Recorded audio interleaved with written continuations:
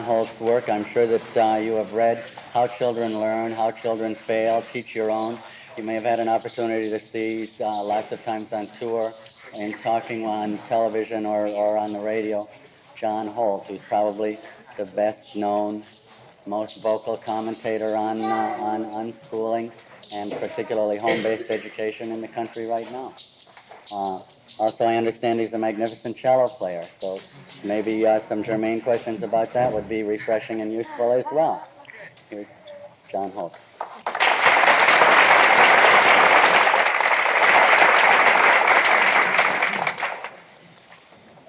Well, thanks very much. First of all, we have to delete that magnificent. Someday, maybe, but not yet.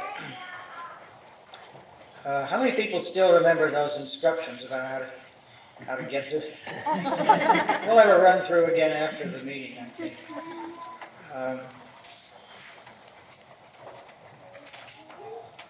We were talking about parking, and something popped into my head. I was tempted to interrupt and say it, but I didn't, but I'll say it now. What popped in was, parking is such sweet sorrow.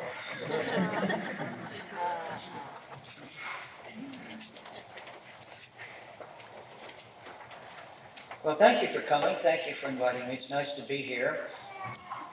I was surprised to see among a number of good friends of mine, a friend that I really didn't expect to see here, and I think he probably wins the long-distance attendance record for this meeting now. I'm John Holt from Boston, but I'd like you to see John Boston from Escondido, which happens to be near San Diego. I couldn't believe he was here for this meeting. Just wave your hand or say hi.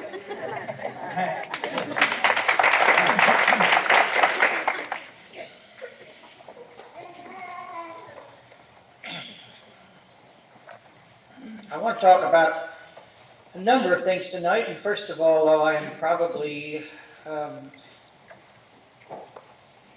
saying things that you've heard me say before or read. This young man has the right idea about how to dress for this meeting.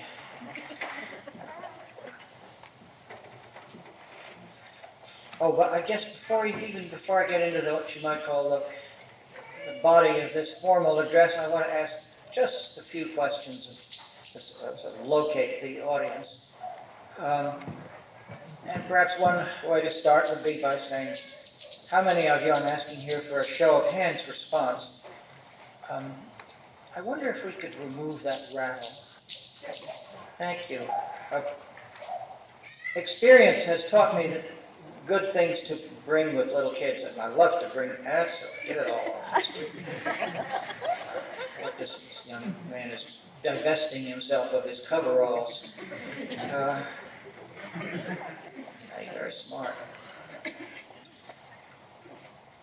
How many of you are working with, in one capacity or another, alternative schools?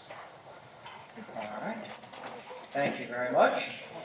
And another question. How many of you are now parents of school-age kids? Good. All right. How many of those of you who are parents of school-age kids are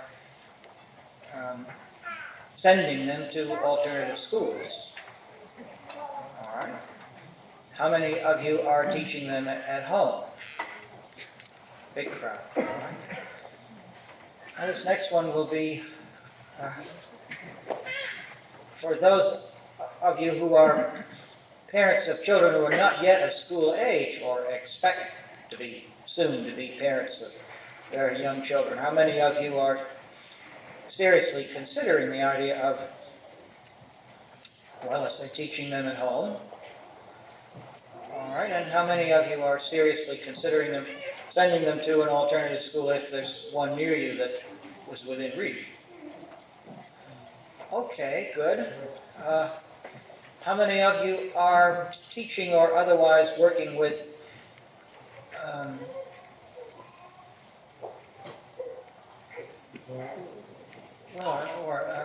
with the public schools in one or colleges or universities, let's say, in one capacity or another. Okay, thank you very much. The grandparent question, how many of you are grandparents of homeschooled or good alternative school children? Okay, grandparents are a very important ingredient in this situation. There are people who are having just about as much homeschoolers and who are having just about as much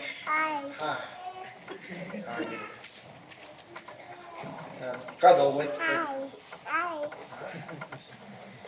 and as Jimmy Durant is going on, everybody's trying to get into the act.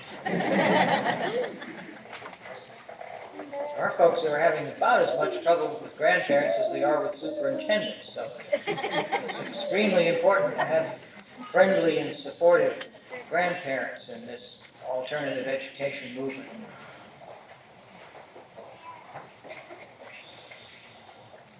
Well, let me sum up in a very few words what I have been saying and writing about children and learning now for going on 25 years or more. As a result of my experiences, first of all, as a classroom teacher working in just about every grade, sometimes say K through G. I did a little college and graduate school teaching, not very much. K through 12 might be a little more accurate. But as a result of, on the one hand, working with children in more or less conventional classrooms, and on the other hand, spending a lot of time with babies, infants, little children, first my sisters, then the children of other people, little children in nursery schools, and since then, many children of homeschooling parents. I came to understand something about, certainly to believe something about young human beings, of which I am more certain than I am, I think, about anything in the world, and that is that children are by nature and from birth, or perhaps before birth, though I had no testimony to offer about that, natural learning creatures. There is nothing that they want more. They have a desire, more than a desire, a passion to find out as much as they can, to make as much sense as they can of the world around them, or as much of that world as they experience, to become competent and skillful in it, to do things in it, to play a useful part in it. This is a truly biological instinct or drive. It is as strong as, or stronger, at least for children who are not in famine condition, it is stronger than the desire to eat. Those of you who are mothers or attentive and observant fathers of very young children will have seen this happen many times, that a tiny infant, babe in arms, hungry with his little stomach hurting, which is what happens when they're hungry, and eating, feeding, nursing, will stop eating if something interesting happens. If somebody comes into the room, if there's a noise, if there's some kind of a change in the situation, this hungry little teeny creature will stop eating and look around to see what's going on. There's probably not a mother in the world who hasn't seen this happen, and how we can persist in talking about children not being interested in learning or needing to be taught to learn or whatever it is just absolutely beyond me. Anyway, they are extremely good at this learning, this making sense of the world. They're much better at it than we are, or than all but some microscopic fraction. By some accident of who knows what, science fiction, we were all of us to be dropped into some interior of Japan or some exotic part of the world where nobody spoke a word of English. Everybody was speaking some language we had never heard of. It's no mystery to us which of us here in the room would be talking that language first. The little guys would. All of them would be talking it. Most of them talking it fairly soon. Most of us, some of us, big ones, would be struggling along in a kind of a halting way, and a lot of us would never learn any of it. Many of us would never know it. Just the problems of learning something totally new without any assistance. Now, they get it first. But we all know that when we think about it. They're extremely good at it. Well, another way of saying what I've come to believe is that learning is not the product of teaching. Very difficult for me as a paid teacher over a number of years to get that into my thick head. I was very good at that, whatever you call that thing that goes on in classrooms. I was probably a good example of what's called a gifted teacher. Motivating, clever devices, good at explaining, all that stuff you're supposed to do. It took me a long time to figure out that this was not doing anybody any good and most people harm. Very hard for us to give up the picture of learning, that it's like pouring something out of a full container into an empty one. It's this assumption which lies at the root of absolutely everything that's done in schools and under the name of education. And it's 100% wrong. I mean, not even 98% wrong, 100% wrong. That is not what happens. Learning is the product of the curiosity, the interest, the enthusiasm, the activity, the ingenuity, the imagination, the thinking power of the learner.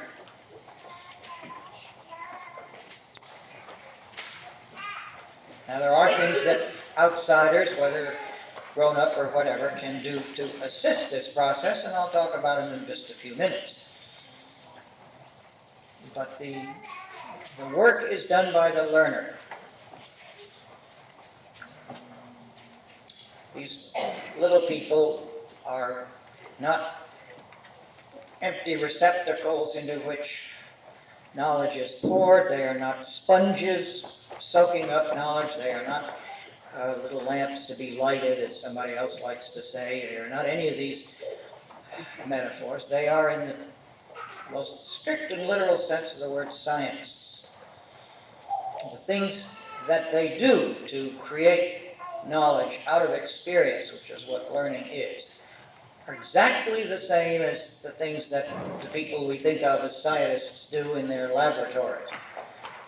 They do them, perhaps there's some differences. They're probably a good deal less self-conscious. A scientist will probably have a pretty clear idea of what she or he is looking for, whereas little kids are not doing it in that way. Nevertheless, they do the same things. The first is they observe, they take in data. And the second is that they wonder about it. And the third is that they ask themselves questions about it. The second and third are pretty close. And then they begin to make up theories, invent theories. Maybe that the wind blows because the trees are moving their branches, which on the face of it's not a bad theory. And then they test these theories with observation, maybe with questions, maybe with experiments, some of which we may welcome and others of which we may not. In this connection, I think of the most recent visit to my house of Anna Van Doren, of whom you may have read in Going Without Schooling. Anna's going to be 4 in June. We were in the apartment. Her mother and I were doing various kinds of work. The little guy seemed not to be getting in any visible trouble, and when the time came to leave, I have a door with one of those push-button locks on it, and as I was leaving, I reached in to push the lock, and my thumb fell into a hole. Well, this feels kind of funny, and I looked, and the push lock wasn't there, and it was sitting on the floor. I said, Anna, you've taken the lock out of my doorknob. It took me about 4 or 5 minutes to figure out how to get it back in.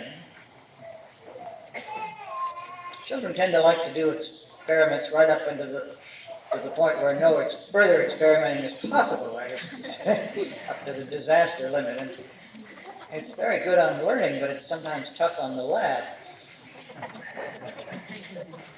So these experiments are not always welcome, but nevertheless they do them. And then, as a result of what they find out, they give up their theories, modify them, change them. You will, let's see, has the GWS gone out which talks about my little friend Helen saying Gox? Or is that 44? Maybe you haven't received it yet. All right, so here's Helen Van Doren. Actually, her full name is Helen Maria Holt Van Doren. I've had 2 schools and 1 baby named after me. One of the schools is defunct, but the baby is fine.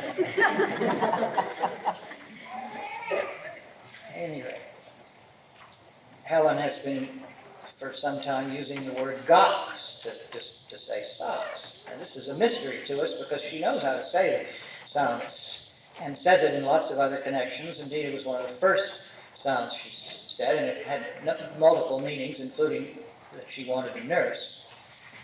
We simply could not imagine where she got the idea of saying Gox. Never heard anybody say it, obviously. No imitation. Her sister had never said it. When you think of the way sounds are produced in the mouth and throat, S and G are not at all alike. It's not a small difference. At any rate, she must have had some kind of theory about why she wanted to do it this way and not some other way, and it wasn't. Theory, just the other day, I think maybe not more than about 3 or 4 days ago, we were all in the office, and it was time for the Van Doren family to go home, which means rounding up the kids' clothes, shoes, socks, putting them on it. Operation you know well, and we had Helen sitting on the floor, getting ready to put her socks on, and she looked at them thoughtfully and said, "Socks, socks." I said to Mary, "Have you ever heard her say that before?" Mary said, "No, first time." Well, I saw Mary just a couple of days ago and said, "How is the Zox going?" Has she said Gox since? No, she said, in fact, she's very quickly converted the Zox to socks, and that's what it is now. Now, why that difference, which didn't make any difference to her before, all of a sudden did make a difference, I don't know, you don't know, she doesn't know, we'll never know, except everybody does it. All of a sudden, whatever theory of language it was that caused her to say Gox suddenly seemed unsatisfactory, didn't work, didn't fit. So now she says socks. Well, okay. A very small example, which we could multiply by the billions. And it's what these little people do. They are observers, makers, testers, changers of theories. They are, in the strictest sense of the word, scientists. And at least as far as learning goes, all they ask is to be allowed to continue to do this.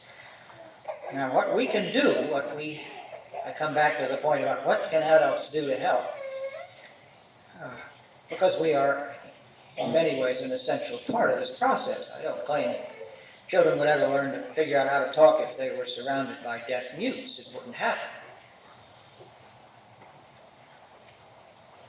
What we can do, what we do in our normal daily lives before we start thinking about education or coerced learning, is we provide children with as much as we can of access to the world around them, which means to say, by which I mean not just places that we go, places at the house, kitchen, the yard, the neighborhood, the stores, wherever we go, but also the world of people, the world of experience, actions, talk, materials, books, records, tools, people doing things, human life.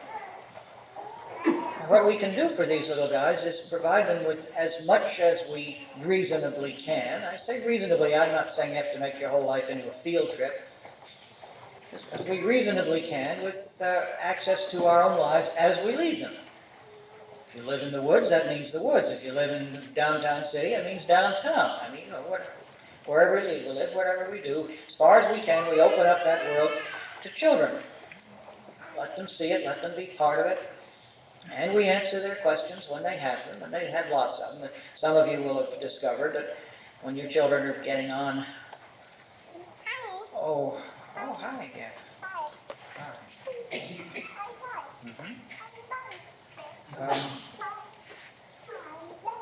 They're getting on to a year and a half, when they're beginning to sneak up into speech, that will be a place where they'll point to all kinds of things and make some kind of insistent noise. Tendency for a lot of people is to think that they're saying that they want that. They point to the clock, they point to this, they go, and people say, no, you can't have it. They don't want it, they want to know what it's called. They want to hear the name of it. Simple as that. I say simple, it took me quite a number of years to figure it out. But, so they ask questions, and we can answer their questions when they ask them.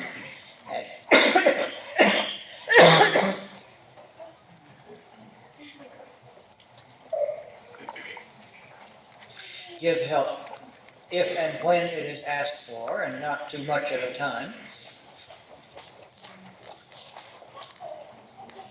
And give a kind of demonstration, just by our being there and our doing things, give a kind of demonstration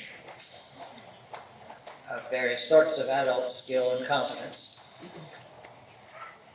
And pay a kind of affectionate, respectful attention to what they're doing without making some huge big deal of it. And give them a kind of moral support in this adventure of trying to make sense of the world.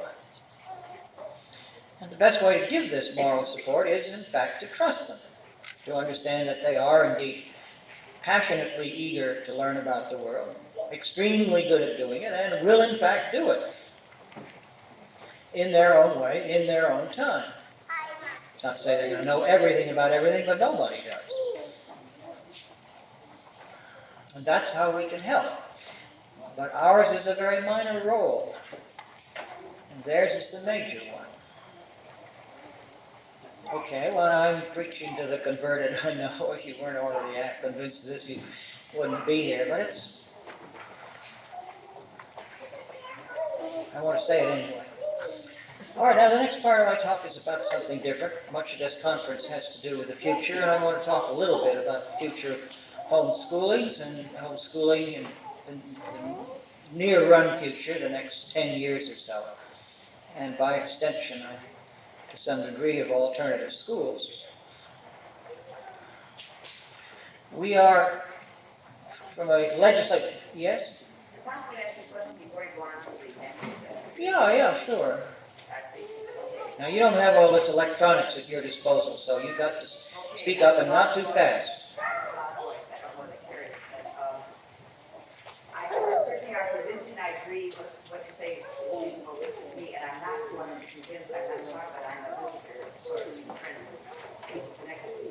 But I wonder what you have to say, or how you feel about what I believe is a necessity to transmit and inheritance. And this is not something that can be picked up. I agree, children are all the same, God knows. But they also need, I think, some input in terms of direction, guidance, and exposure, and input in regard to the heritage of parents, right? All right, that's a good question. I'm familiar with it. I've heard it. I'm going to answer it, perhaps just take it up very, very briefly now, and we can go back to it later and spend more time on it. It's extremely important in the first place in thinking about these things to use language accurately, and we really have to understand the difference between exposure and coercion. Now, there's a big difference between we just went out to dinner, the Bastians and I, and we just had dinner together, and there was the menu, and here were things on different people's plates, and we would say, here was some capers in front of my veal, and so we said, Heather, would you like to try a caper? Heather did not want to try a caper. That's exposure. There were different kinds of food there, and we said, would you like to try some? No, okay, no more. That's not at all the same thing as putting some capers in front of Heather and saying you can't leave the table until you've eaten them, or you can't have any dessert, or holding her by the nose and pushing one in, which is which is exposure as it is practiced in formal education. There's no exposure unless you can't say no to it. You can't say no, it's coercion. Really very, very, very important to understand that difference. And difficult, apparently. Now, I'm just going to assert, for the moment, that I am opposed to all forms of coerce or all attempts to coerce learning. Meant to say, after I had said that learning is not the product of teaching, meant to say that teaching which has not been asked for by the learner, virtually without exception, impedes and prevents learning, and before very long will kill most of the desire to learning itself. I will say that forced learning is faked learning.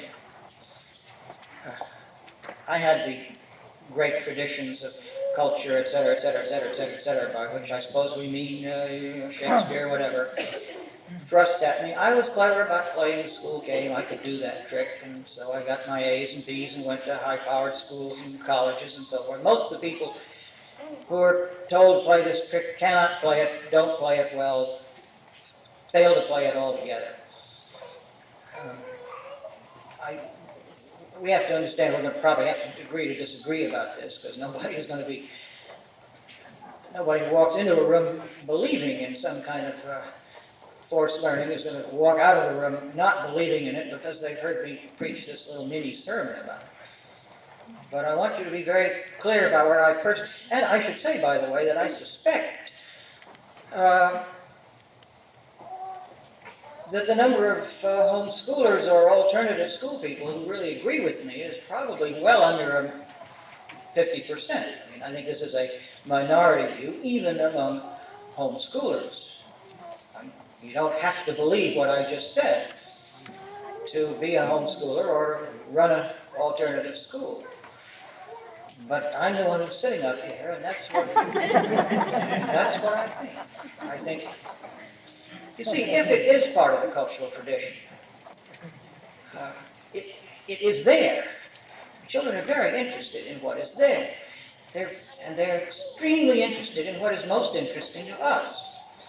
And Shakespeare is not interesting to adults, except a handful of English teachers who make a specialty of teaching him, and a fairly small handful of actors who every so often take a shot at producing one of his plays. Usually loses money, but other than that, people don't read it. I don't want to go on too long. But what people really care about, a good example, is music. There are not very many households in the United States where people read Shakespeare just for the sheer, solid pleasure of doing it. Hey, get this. I've just been reading some of the plays, so some of the tragedies are lovely. I don't know anything in the world less funny than Shakespeare trying to be funny. Maybe someday some really bold soul will cut out those ponderous exchanges of puns. It'll be a great day for the bard when that happens. I mean, it rolled him in the aisles when he wrote the stuff, and he knew that. He was a practical man of the theater. He put it in because he knew it made people laugh. It doesn't make people laugh anymore. It just makes you turn the page. But there are hundreds and hundreds of thousands of families where music is a central part of their lives, as it's a central part of mine. And in those families, very, very few children are indifferent to music. Well, but say gardening, if gardening is your passion, I mean, or whatever it may be. Children can tell from what we do what sorts of things make the most difference to us. And those are the things that, generally speaking, that interest them most, unless they've gotten into some rebellion kick, and that doesn't happen much in homeschooling. So I'll ask you to let me leave it at that for the time being. No, I do not think this body of whatever it is, or this cultural tradition, or whatever it is, needs to be, or indeed can be, forced into people under pressure by coercion. If you really love Shakespeare, go see Shakespeare plays where they're performed, and take your kids with you, or even get a bunch of people together in your neighborhood and town and put on an amateur production and let your kids be part of the operation. fact, if you really love Shakespeare, you ought to be doing it anyway. Or whatever it is. If you love music, make music. If you love gardening, grow a garden. If you love camping in the woods, go camping in the woods. If you love, I don't care what it is. But children's sense of the world they get from the things that we care most about. All right. I don't mean by what I say to imply that I can sort of divert it or something. It's a very central issue, and I'm glad you raised that point. The homeschooling movement is in the middle of an extremely interesting and important period of sort of political and legislative change, and judicial too, I would say.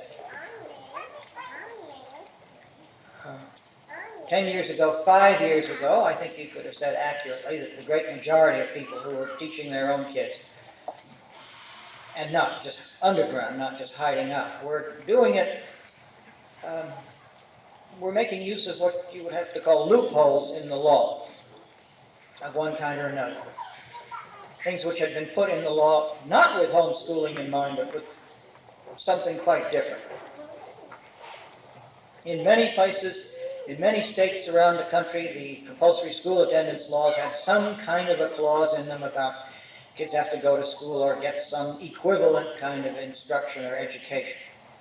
Now this clause was not put into the law to make things easy for homeschoolers, but to take care of children who, for mostly medical reasons, were not able to go to school. And they were probably thinking of retarded or emotionally disturbed children who couldn't go to school because the schools didn't want them or couldn't handle them. So they wanted to make some kind of legal alternative.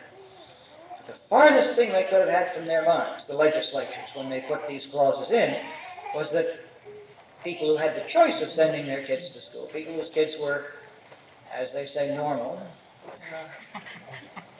would decide that they didn't want to send them to school so they could teach them themselves. Nevertheless, there was that loophole, and for a while in lots of places, people were slipping through. The other great loophole was the private school loophole. There were many states in the country in which private schools were not regulated by law, or not regulated by the compulsory school attendance law. Now, that was not done to make homeschooling possible. It was done for quite other sorts of reasons. When legislators decided that private schools would not be regulated, it was in large degree because private schools had their own police mechanisms, what you would call the non-alternative independent or private schools. The rich folks' private schools have their own National Association of Independent Schools, Midwestern Association of Independent Schools, New England. I mean, they have their own inspectors and their own checkers-uppers on, and so forth and so forth. So they were not sort of flying free in the air. Also, legislators, I think, tend to operate on the assumption that rich people know what they're doing. You know, they say private schools are expensive, or at least they used to be thought of that way. And that's what legislators were thinking when they decided not to try to regulate them. And they said if you've got 50 or 100 fairly wealthy families, and they're all satisfied with the school, the chances are something has got to be going on there. Rich people are not terribly innovative as a general rule. And in any case, since they're rich, even if their kids goof up, they'll always be able to take care of them, so we don't have to worry about their being on welfare. So generally speaking, we can let them alone. But the farthest thing in the world they had in mind was that this would be used in the way that homeschoolers started to use it. Well, that's where we were roughly 5 or so years ago. We were all happily crawling under this fence, as it were, pulling up the barbed wire and slipping under the bottom strand.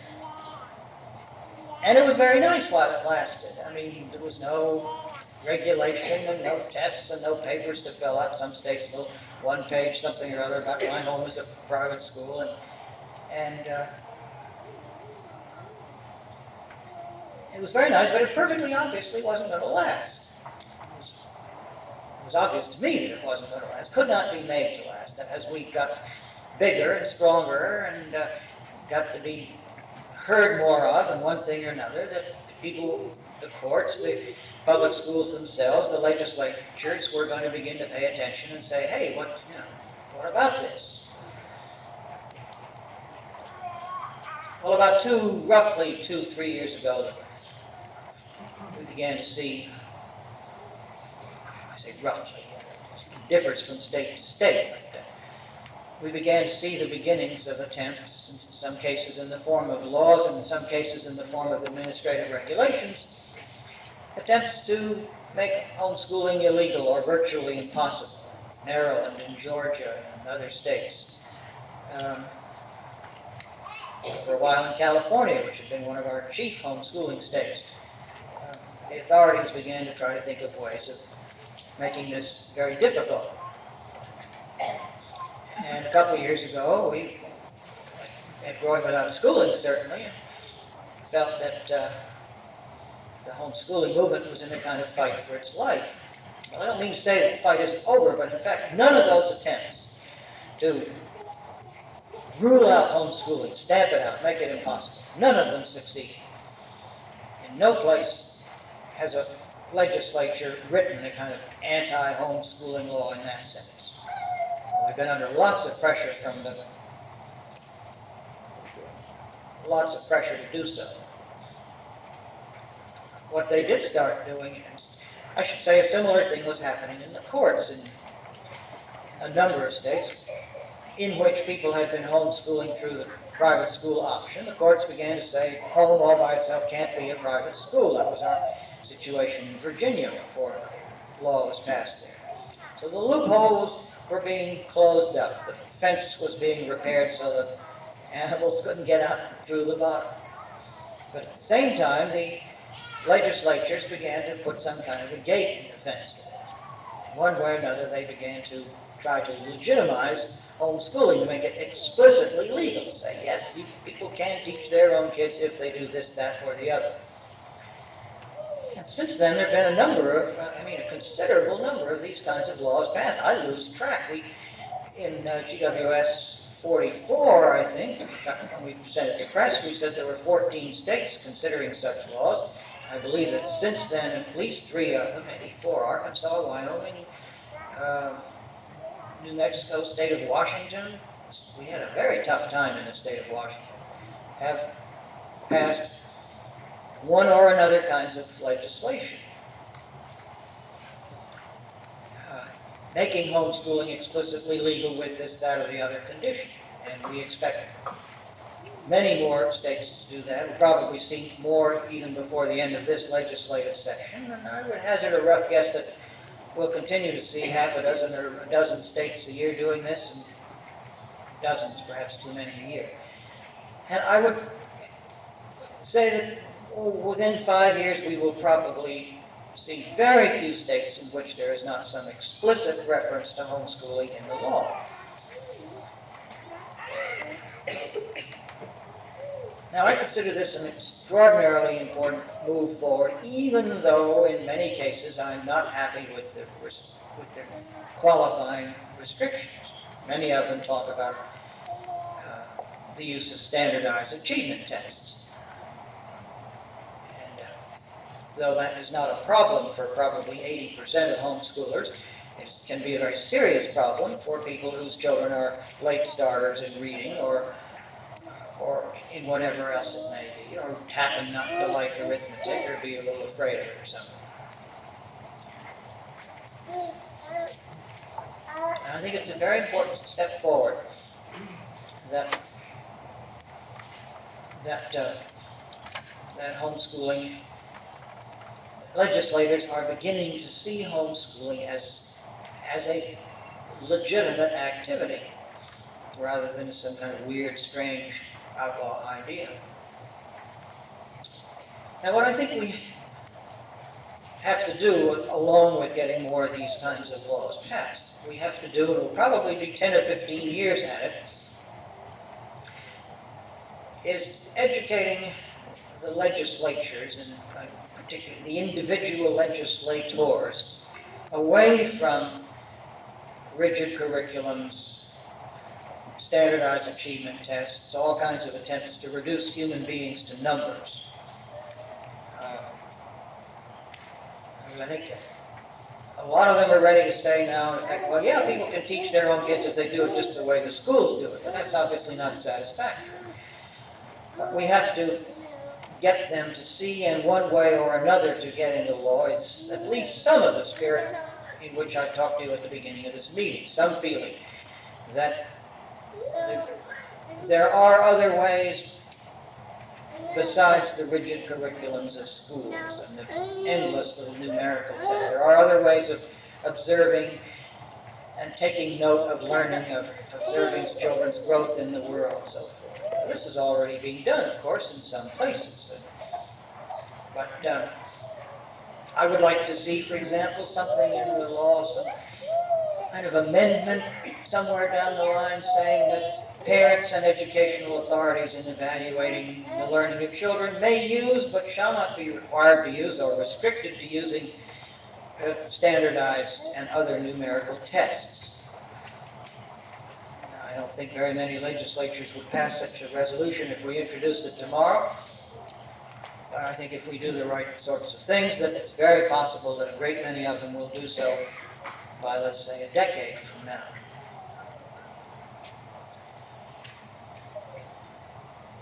I speak of educating legislators, and I'm not at all thinking of lobbying groups. What I have in mind is that homeschoolers, and again, insofar as they are encumbered by the law, alternative schoolers must get to know their own legislators personally, individually, meet them, go see them, take their children, become a kind of pen pal, write them occasional letters saying, thought you might be interested to hear what my kids are up to recently. The other day we went and my 8-year-old child took 25 books out of the library, which is more books than most school kids read in a year, or 2 or 5.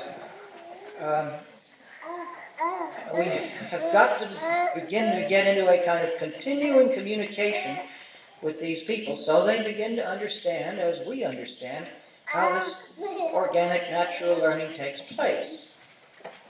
Now, of course, if bad bills get introduced, of course we all have to hustle down to the state capitol and do that number, and obviously we've been very good at it.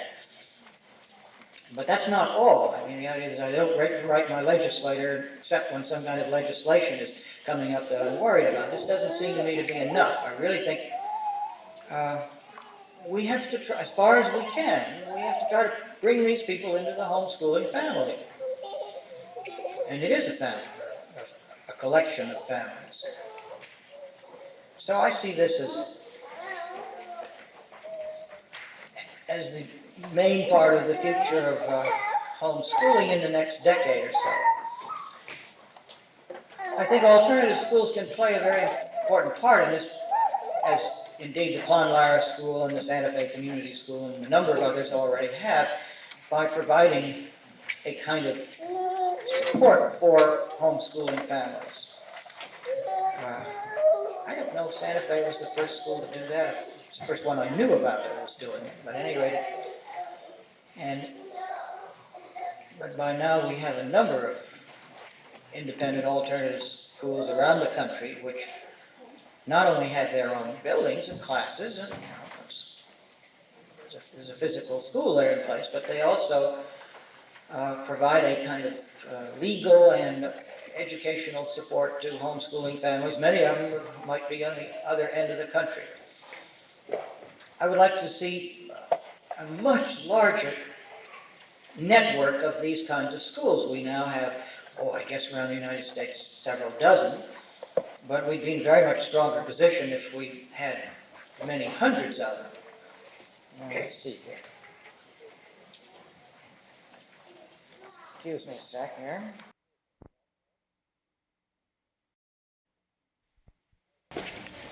Amazing machines, really.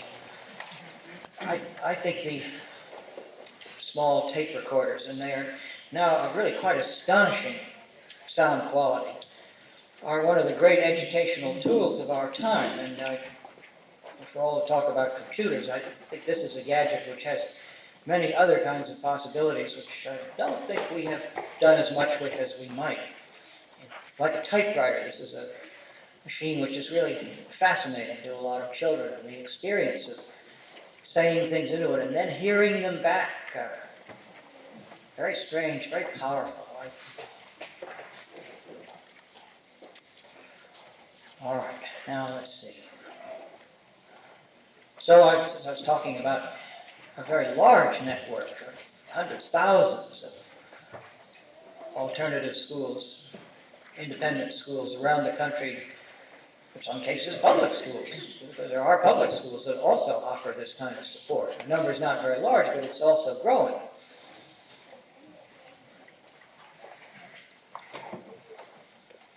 All right, now I want to switch to a different, in the last part of this talk, to a look at the future in a quite different sense, not the future of homeschooling or the future of alternative schooling, but the future of the world, particularly of this country.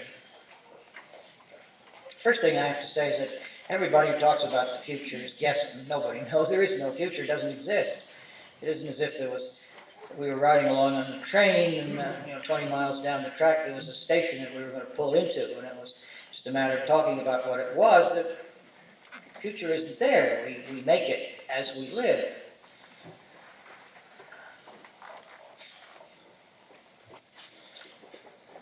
Most of the people, I'm extremely skeptical, I have to say. Most of the people who are making a living, and quite a lot of them are, and a lot fancier living than I make, talking about this future. And mostly what they do is they find some kind of a graph, goes up to 1985, and then they just keep running it up the page. Well, if predicting the future were that easy, we'd all be billionaires, because we just look at the stock market quotations and see what stock had been going up for the last week and then buy it. The problem is the graph doesn't always keep going up. There are an awful lot of high-powered people in this country connected with the oil business, connected with the government, connected with the defense industry, who made it their business to know what was going on in the world of oil. And not a single one of these people predicted what came to be called the oil crisis. When was it, 10 years ago? Nobody predicted. And nobody, with a possible few exceptions, maybe Amory Lovins, maybe a few conservationists, once we were in the middle of that terrible crisis, predicted that in 5 or less than 10 years we were going to be out of it because we would smarten up and start saving energy. The oil crisis came by surprise and went by surprise.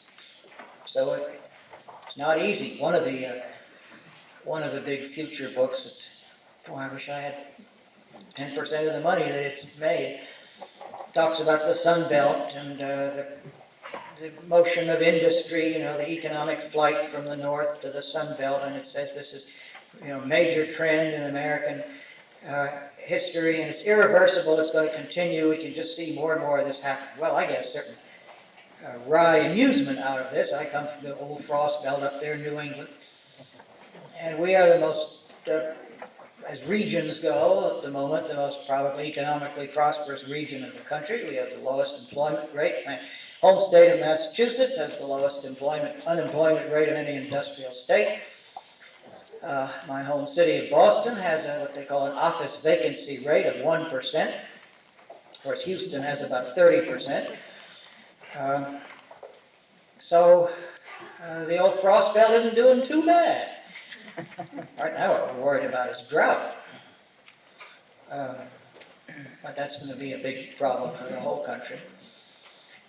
Very, very hard. But there are some indicators.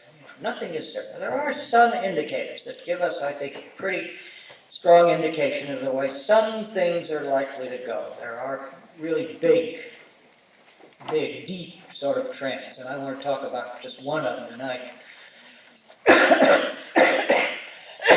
Excuse me. The Boston Globe, our local bladder,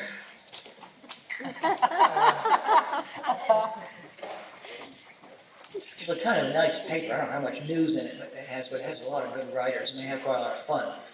So it's an entertaining sheet. And not bad as these things go. I had an article, a year and a half ago maybe, about wages in different parts of the world, industrial wages. And there's a map, nice big page article. And they were comparing average hourly industrial wages in world's manufacturing countries. Now, economists, I guess, could spend a whole weekend talking about how you achieve these figures and how you balance out this versus that, how you figure out benign climates versus cold climates, and what do you do about fringe benefits and this, that, and the other. And I'm going to accept those figures more or less as they were given to me. And what it said was that the United States had the highest average hourly industrial wage. It didn't say what is industrial and what isn't. I don't have to get into that.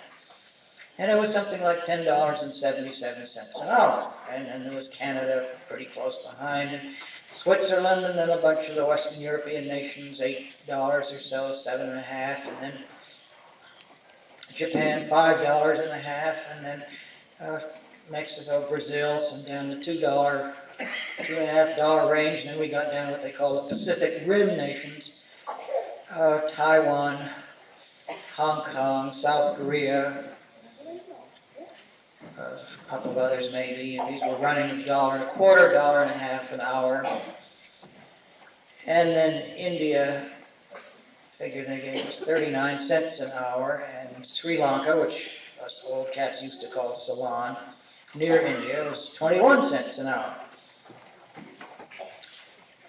Now those are very, very, very significant figures.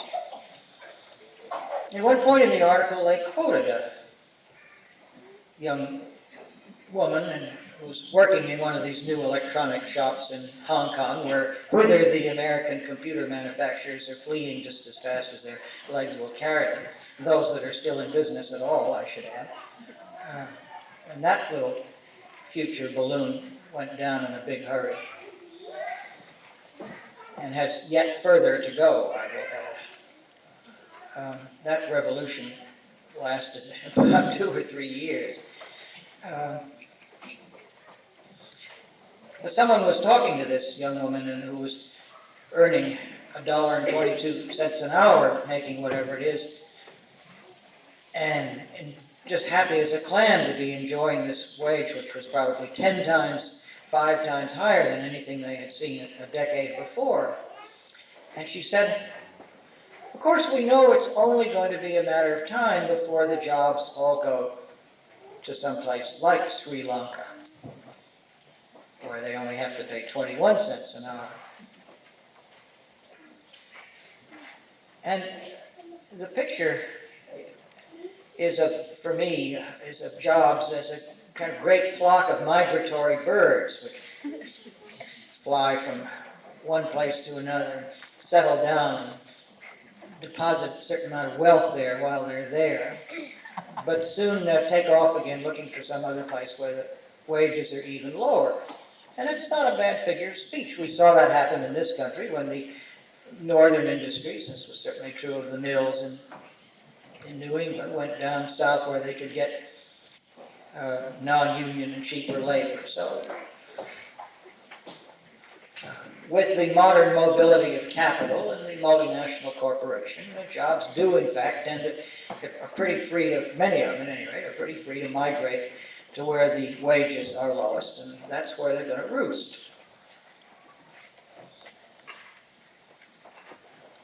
Well, one of the things that struck me about that article was that nothing was said about China, and I found myself wondering, hey, where do the Chinese fit into this picture? They're probably under $1 an hour, 50 cents an hour maybe, I thought. At any rate, it had to be a pretty low figure. And there are 1 billion people in that country. Recently, my question was answered more or less reliably by another article, this time in the Christian Science Monitor. And this wasn't about economics at all. It was about a British rock group called Wham, which has just gone to China and caused a great upheaval of various kinds there. But like all things Western, it's very popular with the young people in the new China. And the article described a young Chinese workman standing in line for 5 or 6 hours, just like his American counterparts, to buy a ticket to hear Wham.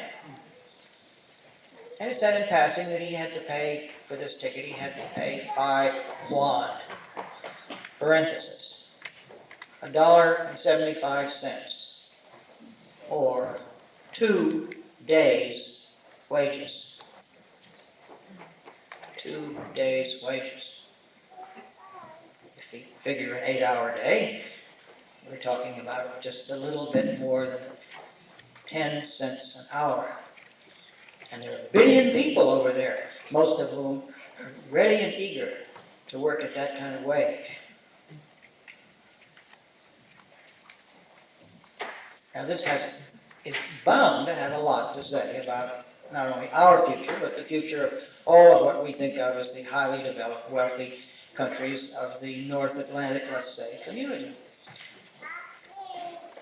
Given, again, the mobility of capital, there is no possible way that the wealthy countries of the world are going to be able to employ their populations at $10 or $9 or $8 or $7, for that matter, Japan, $5.50 an hour. They're not going to be able to do it. In other words, as nearly as one can say anything about the future, it is certain that the rich countries of the world are going to get a lot less rich, as we have defined rich. I mean,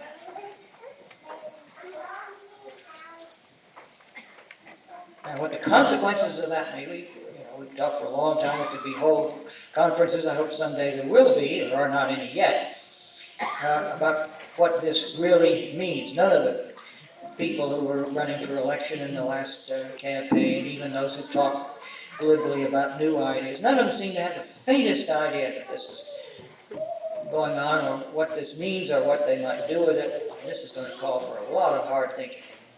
I'll say just a very short thing about it. I'd say we're going to have to rediscover thrift in this country. We're going to have to discover that efficiency is not the same thing as making a lot of stuff. We're going to have to rediscover, learn how to do the most with the least. Old New England motto: wear it out, wear it out. Let's see. Now, use it up, wear it out, make it do without. Old Yankee saying. Or old Ben's penny saved is a penny earned. We're going to rediscover the truth of that. We're going to start learning how to darn socks again. I don't think that's a bad thing. I think it would be probably a very much better, more interesting, more equitable country if we learn to revise our ideas about what is true wealth, what is true efficiency. But that's a big topic, and it's not really the topic we've come here to discuss.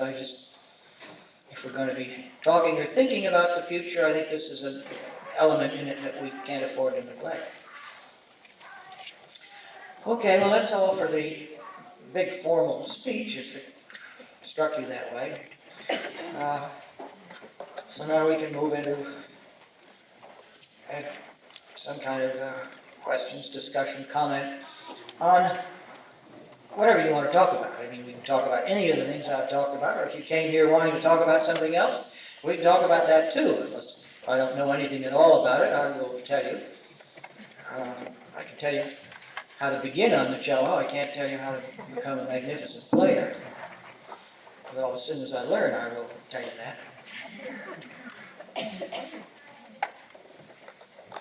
So, Jerry Mintz from Shaker Mountain School in Vermont. Mm-hmm. Oh, hi, Jerry. One thing I was thinking about is that you missed somewhere between Ceylon and India the wages of alternative school people.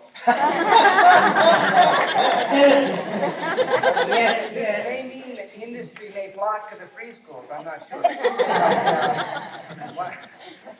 One thing I was wondering about is what you think the difference is between parents who are exposing their kids to education or to learning without coercion, and schools that are exposing their kids to learning without coercion. And our school doesn't require kids to go to any particular classes. And on the other side of the coin, the difference between parents who are coercing their kids and schools that are coercing their kids. Well, the key difference for me is the difference between coercion and non-coercion. In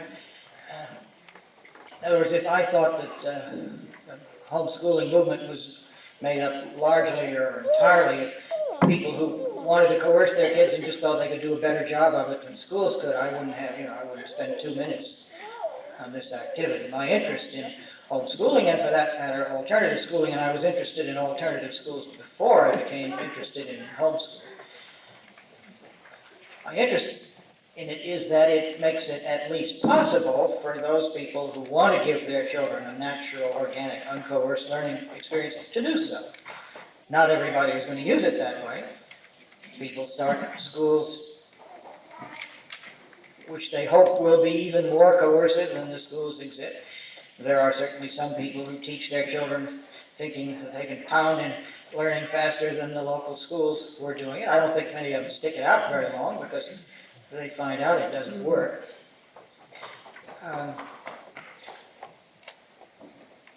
No, I like to, if I look far enough down the line, I like to think of schools as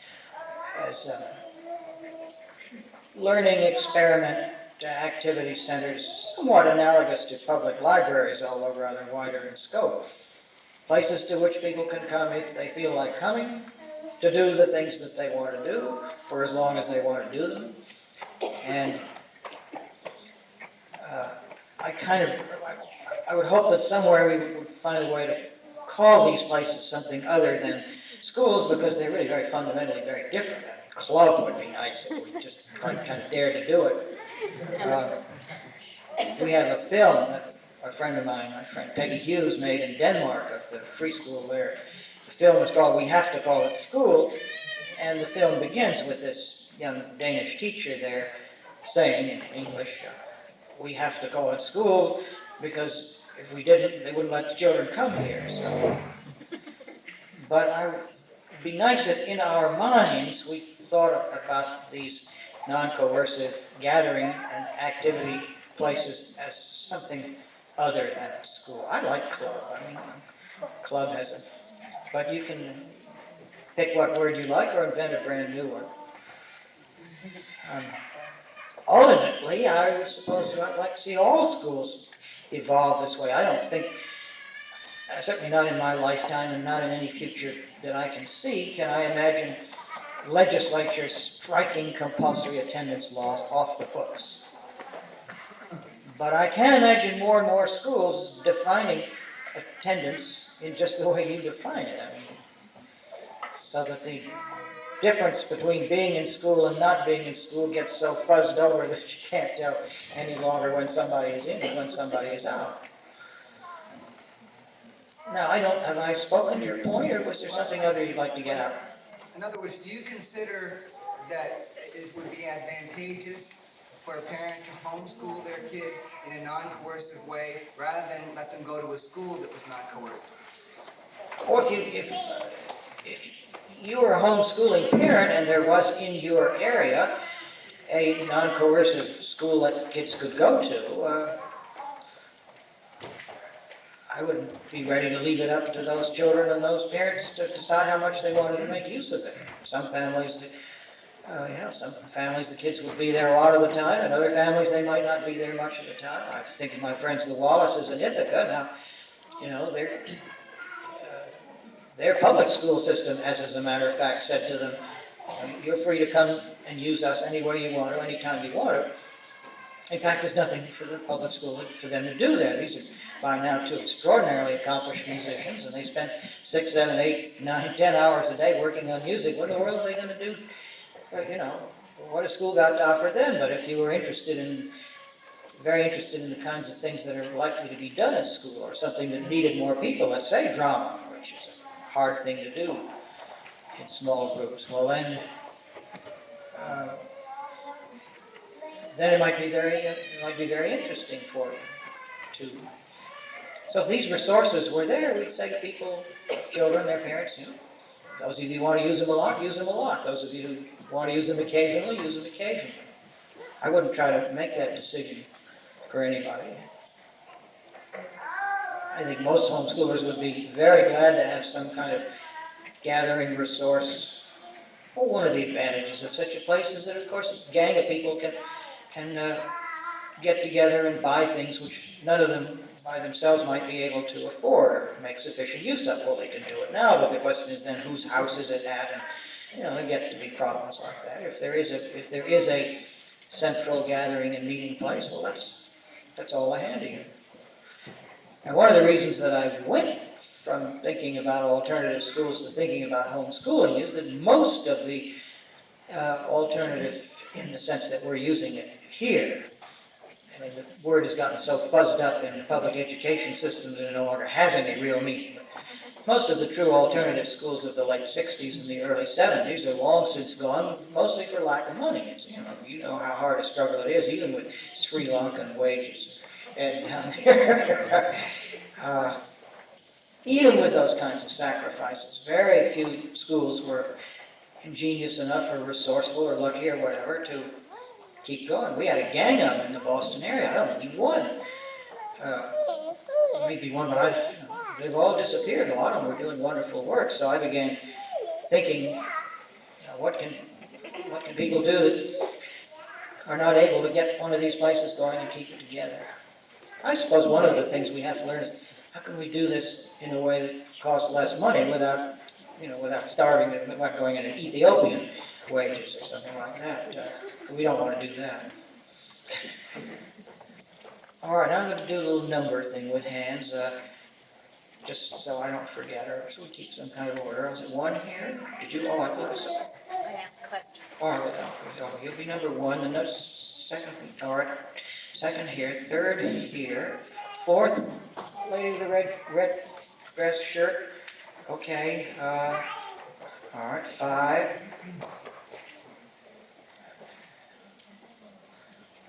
Okay, now you have to remember 6. Okay, you have to remember your numbers, and you have to remember where I am in the numbers. I'm not going to remember either of those things. I have, yes. I'm number 1. If our children are most interested in the things that we are most interested in, They aren't hearing you. they're not hearing? No way in the world. Okay. Got to sing out. Okay. I mean, it is possible. A lot of people here. If our children are most interested in the things that we are most interested in, are we not then, as homeschoolers, rearing lopsided children? And Everybody's lopsided. okay. I'm lopsided, you're lopsided. All God's children are lopsided. And will they fill out? Yeah. Okay. That doesn't mean to say they're going to wind up knowing everything about everything, because nobody does. But your life is not just you. You've got friends. They come here. You know people. They have interests. The child lives in a kind of bunch of concentric circles of family, and then larger family, and close friends of family, and neighbors, streets. And this world, as I say, has many different layers in it. And, some of your children may meet people who happen to be very interested in things that you're not much interested in, and they may pick up that interest. That's okay. As long as I say, as far as we're able to, we make it possible for children to move into the world in whatever ways they want to do it, they're going to find enough there. Nobody's going to die of starvation. I don't care whether you live on an isolated farm or this sterile suburb that everybody loves to talk about, or the wicked big city that I live in. The fact is that human life, as people live it, has got more than enough food for thought for children to bite into and to grow on. As they feel the need of more, they're going to know more about where to go to look for it. All right, now let's see, 2. May I just say to my friends here that wait until they get married. The children. Right, then their lives will widen up. I just had, our first just did. I'm still at home schooling with a 6-year-old.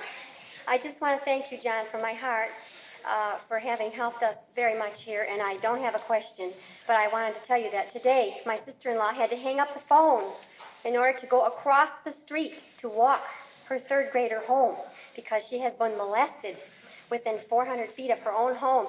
And this doesn't even state how I feel about the fact that they're not learning going to these places that are supposed to be teaching or pouring it in, as you say. I don't think that we have to defend ourselves any more than if you're walking down a street and someone starts to kill you. because I believe taking my children out of the public school system saved their lives, not to speak morally, religiously, mentally, every way possible. And I appreciated the story in the GWS about the little girl who was diagnosed as terminally ill, because this was worth all pennies I paid the pink wage we pay you for GWS. Thank you, John, very much. Well, you're welcome. We had an interesting story in the Globe the other day about it. I cut out the clipping. We always have about 3 times as much stuff to print in GWS as we ever have room to print it, which is frustrating. This was about a young man, he's now 18, and he was autistic, which is to this day, by the supposed official experts, called incurable. Oh, autistic, retarded, they're not the same thing. I mean, he just had a whole bunch of these labels stuck on him. Just hopeless, you know, vegetable, institutionalized. If you can get him in and out of the bathroom, that's probably as much as you can do.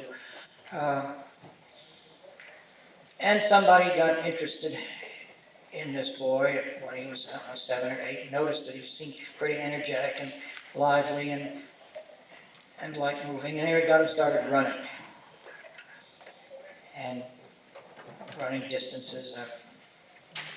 Took him on long runs or this, that, and the other. And got him into this running world. This boy's now 18, I think I don't remember whether this was because he was getting ready to run in the Boston Marathon or not, but at any rate, he's become an extremely good runner. And what's, incidentally, he has not caught up with his age, but he's talks intelligently and intelligibly, reads, I don't know, something 6th, 7th grade level, but all this is going up. You know, he's become a fully functioning human being.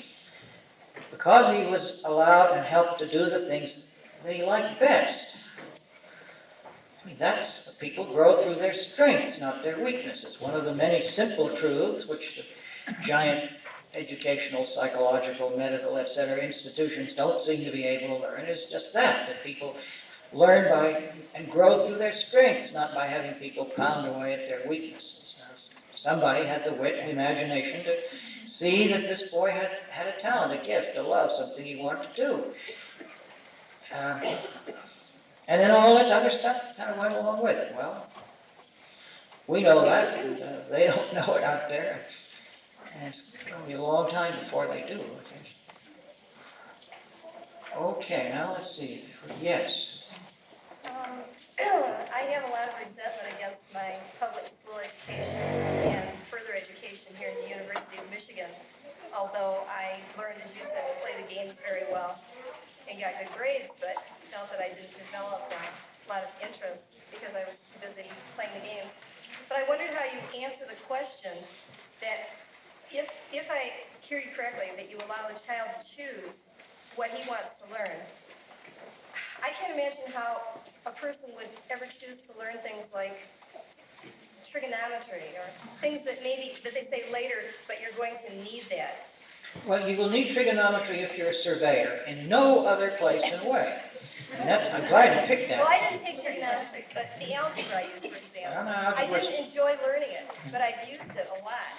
Okay, well, if you had not learned it, and if you got to a place in life where you needed it to do something you wanted to do, then you would learn it very quickly.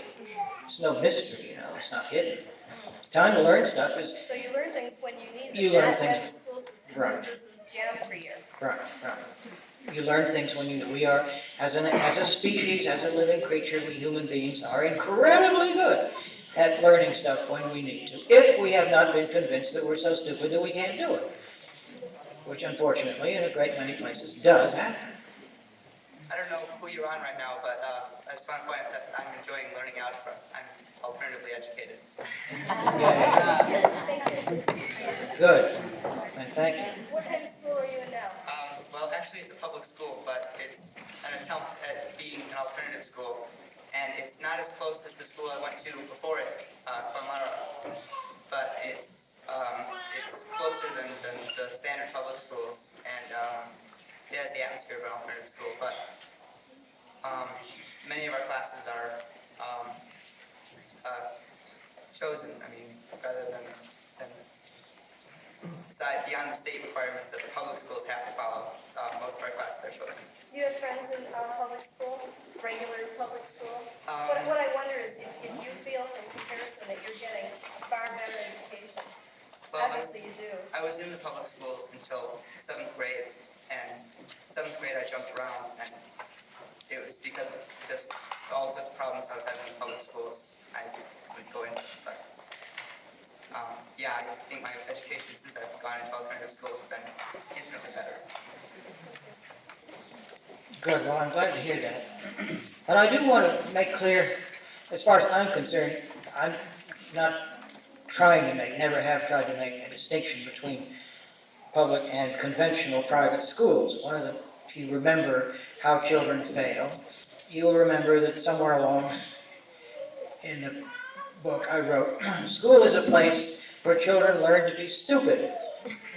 And now let me tell you about the school about which I was writing. I was not writing about some poor old PS 111 in the middle of the downtown. I was talking about an extremely exclusive, high-powered, selective, private elementary school, one of the 2 or 3 outstanding such schools in the whole Boston-Cambridge area. The top of the top of the top of the top. They had an admissions policy under which a kid could not get into the school if she or he did not have an IQ of 120. That was the cutoff. It was at that school that I wrote, school is a place where children learn to be stupid. So I'm not drawing the line, never have drawn it. Not drawing it here saying, ooh, look at all these terrible, rotten public schools on one side, ooh, look at these. What I was saying then is that what I came to realize in that school with these kids is that you cannot coerce learning or attempt to coerce it without making people stupid, without making them afraid, shifty, evasive, clever tricksters. Yeah, the cleverest tricksters still sailing on to Harvard, MIT, Yale. I did that game. Dope out the teacher, guess the exam. Everybody knows how it goes. And everybody who doesn't knows that 90% of that stuff you throw out just like dirty dishwater as soon as the exam is passed. How many people on any university faculty could pass an exam, other than perhaps some basic English reading and writing, outside of their own specialty? I mean, just very, very few. And they know it. I mean, this idea that there's some great body of knowledge which they all share, it's just nonsense. Never was true, not true now. It's a fraud. Oh, I mean, I think a lot of people say it sincerely. I don't think they think they're lying when they say it, but I mean it's a fraud because it's just not so. Nobody remembers that stuff. Harvard University, if you're taking some big course, they announce an exam. Some professor's going to have an exam in his or her course. The professor announces it. We will have such an exam on such and such a day, and it will cover such and such a topic. And then you spend a certain amount of time discussing this in review. Nobody springs surprise exams on their students because they know perfectly well what would happen. No, it's a very... I'll get on to that. I'm going all night. Let's see, now where are we in our numbers? Yes. Good. I help coordinate a homeschooling support group in Chicago, and I'm noticing more and more the split that you have alluded to in homeschooling as well, between those who wish to coerce learning and those who don't. And those who do are very much interested, as it happens in Illinois, in keeping those of us who don't want to coerce in a semblance of unity with them vis-a-vis the state. And it's becoming more and more difficult, I think, for that to happen. And I wondered if you would comment on, and also on, there is a definite one-way flow of energy happening, because those of us who do not wish to coerce give support and assistance very often to those who do, in order to, because we believe they have the right to choose. And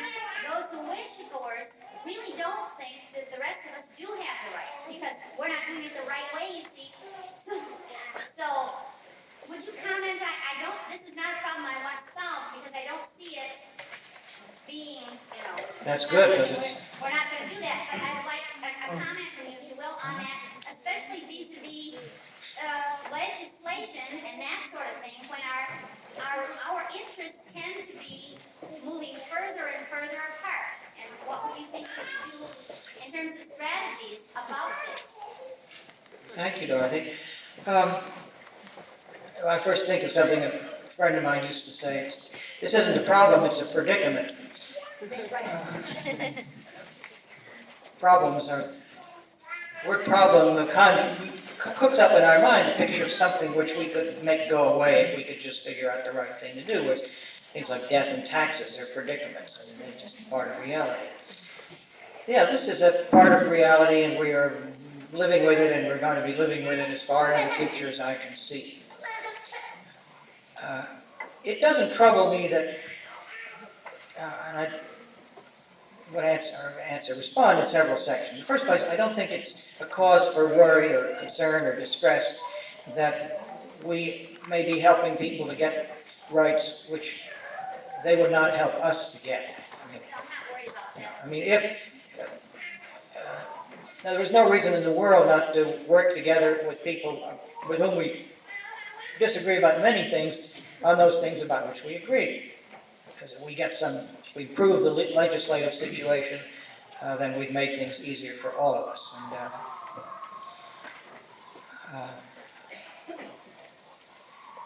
And another thing I would have to say is, well, first of all, a lot of the people who begin as coercive homeschoolers change. I've seen a lot of that. Their children teach them how learning really works. And this is very, very often true, if they care enough about their children to pay attention to their feelings and pick up these messages, they become educated, and they become less and less coercive, minimally coercive. My experience is that the people who do not make that change don't stay in homeschooling very long. That is, people who, whether for reasons religious or others, believe in high-pressure coercion, soon find ways to get together with other people who feel the same way, and they start some kind of coercive school. I don't think you're very likely to find people doing coercive homeschooling for 4 or 5 years in a row. I mean, their children would hit the road if nothing else happened. So I'm untroubled by having people start in a position which is very far from my own, partly because I believe people should have the right to do this however they want to do it, not just if they agree with me, and partly because I have a lot of confidence, as I say, that they will learn from their children, that they will move away from coercion. As I have said at teachers' colleges, one reason homeschooling works well in practice is that the home is an absolutely splendid teacher training institution. The numbers are small enough so you can really hear the messages that your children are sending. And you're in a position where, if you choose to, you can learn from it. When I first discovered as a 5th grade classroom teacher that a lot of children were so scared of the weekly arithmetic test that they couldn't think about arithmetic, I stopped giving the tests. And it wasn't more than about 2 weeks before the school administration told me that I had to start giving them again, and they fired me at the end of the year. So I was not in a position to do what my conscience and intelligence and instincts told me needed to be done. Parents aren't in that position. You can start with a little desk and American flag and schedule on the blackboard. But the day you find out it isn't working, you can say, oh, we're going to do something different. You have that freedom to move.